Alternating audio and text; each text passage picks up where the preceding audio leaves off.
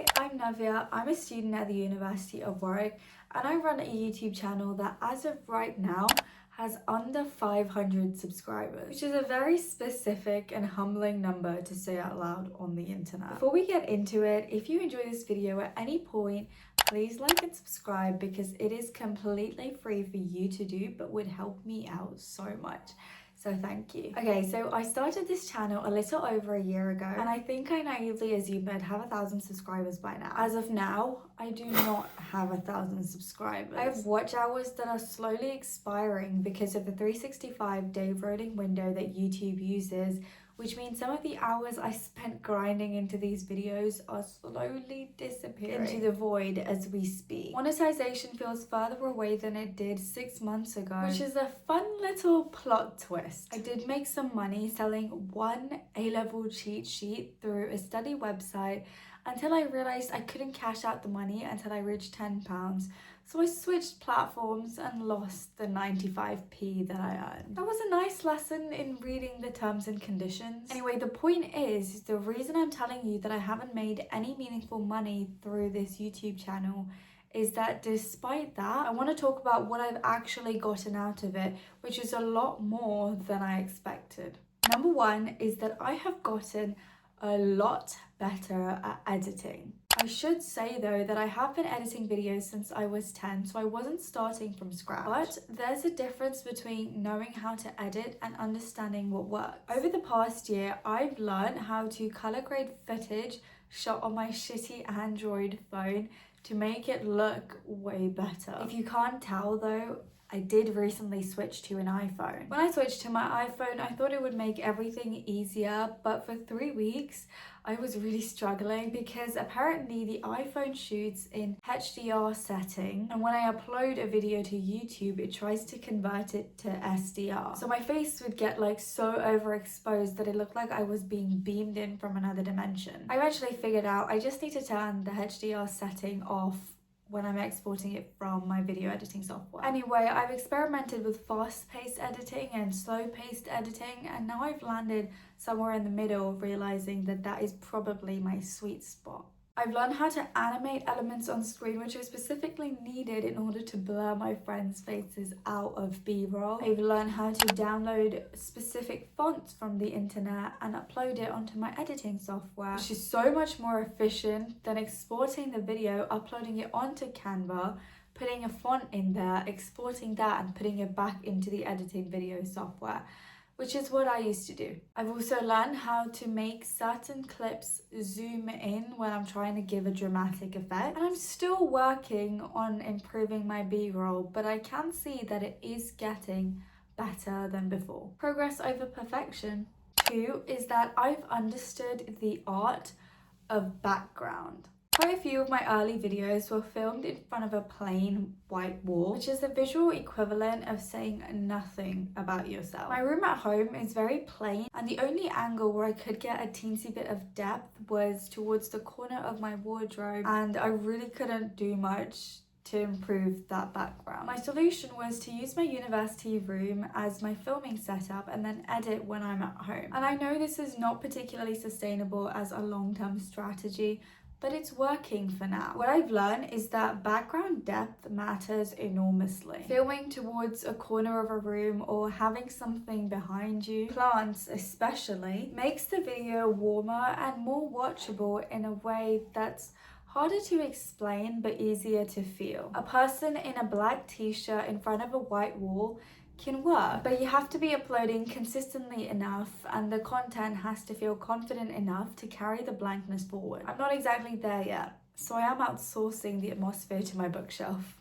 Number 3 is that it is genuinely, unironically fun. I know that's not a very interesting thing to say, but I think it's worth saying because YouTube is wildly framed as a grind, a hustle, a numbers game. And for a lot of people, it probably is. For me, the actual process of making a video, scripting, filming, editing, perfecting, watching it all come together in something coherent is something I just find deeply satisfying. I am what I'd call a project person. Every video in an editing software is literally labeled as a project, and I think that's the right word for it. Something starts as nothing and ends as something you've made, which is not nothing. The content I make now looks nothing like what I started with. I experimented a lot in the early days, which I'd heard was good advice for small creators because you can experiment a lot of things without being locked into a niche because of a huge audience. And that turned out to be true. I went through A-level content to vlogs when I realized I don't have enough of an interesting life to vlog, which is a painful thing to admit. And then journal entries that felt a bit too vulnerable without being interesting enough to justify the vulnerability. And eventually landed to psychology and personal development, which is where I am right now. I think there's a diagram that goes around on the internet that says the more you mess about, the more likely you are to find yourself. And I think about that quite a lot. I'm still messing about, really. 4 is that starting a YouTube channel has built a specific kind of mental resilience. Starting a YouTube channel is one of those things that people feel slightly embarrassed to admit to. And I get it. You're putting your face and your opinions on the internet voluntarily, on purpose, with your name attached. It feels exposing in a way that's hard to explain to someone who hasn't done it. What I can tell you is that it gets less exposing over time. Not because you stop caring, but because you start caring about different things. You learn embarrassment tolerance, which is essentially the ability to put something out on the internet knowing people are going to cringe, but doing it anyway. You start becoming desensitized to public humiliation. You stop thinking about what it looks to put yourself out there and start thinking about whether the video is actually good. What you also realize is that when people do actually find your channel, they're actually very supportive. And honestly, in 2026, everyone is building some version of a personal brand anyway. So the whole thing is less remarkable than it used to feel. The main thing it's done for me is make me more comfortable with myself. It's given me somewhere to put my thoughts and slowly has eroded my ability to take negative opinions seriously, which broadly is a useful thing to have happen to you. 5 is that it has made me more disciplined, which is not something I say lightly. I'm a Pisces. Sticking to things is not my strongest suit. Yes, I just referred to an astrological myth. But having a channel I care about has allowed me to build actual habits around it, and that has had a knock-on effect in other aspects of my life. When I set a filming goal for the day, I do it the moment I wake up because I've noticed it has a knock-on effect in me being productive for the rest of the day, maybe studying or something else. Not sticking to habits has a domino effect, so I've learned to respect them. It takes about 66 days to form a habit apparently, and I'm using that number as a kind of promise to myself to keep going long enough for it to stop requiring willpower. Number 6 is that opportunities are already arriving, which is kind of surreal.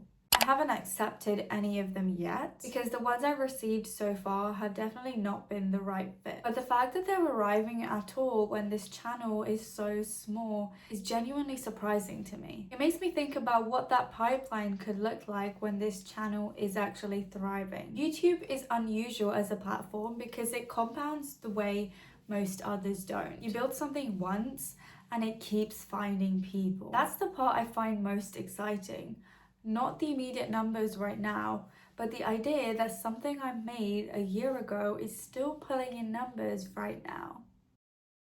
So those are the 6 things that a YouTube channel under 500 subscribers has done for me. None of which involved making money, most of which I didn't even anticipate when I started. I think the honest takeaway is that this channel has been completely worthwhile, independent of the goals I originally had set at this point. And if you're watching this right now and you also run a small channel, or if you're sitting on a creative project you haven't started yet because you're waiting for the right moment, this is your sign to keep going and do the embarrassing early version of it. When you're under 1,000 subscribers, it's so easy to obsess over the analytics and feel like you're shouting into an empty room. But the truth is, the benefits of building a YouTube channel are completely infinite, and have nothing to do with the algorithm. You're teaching yourself how to speak with authority, how to manage pipelines, how to edit, and how to build an extreme tolerance to the fear of putting yourself out there. A YouTube channel is a resume, a creative outlet, and a personal development masterclass all wrapped into one. The numbers will compound eventually, but the skills you are building right now compound forever. You can always get better at it later. I very much am. Thank you guys for watching. I would really appreciate it if you would subscribe, and I'll see you in my next one. Bye!